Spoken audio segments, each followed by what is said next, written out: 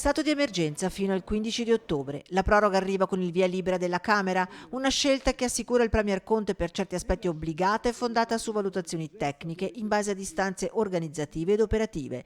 Proroga che la gente sembra accogliere con favore almeno in questa fase dove il virus appare meno forte. Io ritengo che sia opportuna perché la gente continua ad andare in giro senza maschere, lei va nei bar, assemblamento specialmente di giovani, assolutamente senza distanze, senza maschera. Piuttosto che essere troppo veloci, troppo poco attenti, meglio che andiamo più sul sicuro. Se serve bisogna farla, anche perché abbiamo sentito che in giro ci sono ancora dei focolai, perciò.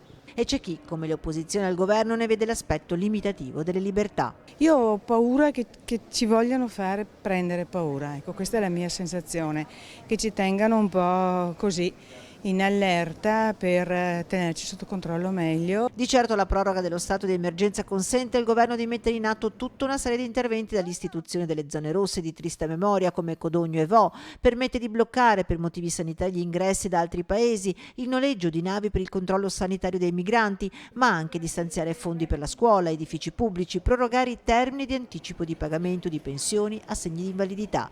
Resta la preoccupazione che lo stato di emergenza non faccia bene alla ripresa economica, ma anche qui la gente ha le idee chiare. Sarà un disastro sicuramente, però secondo me se il Premier Conte andava avanti e indietro era peggio ancora.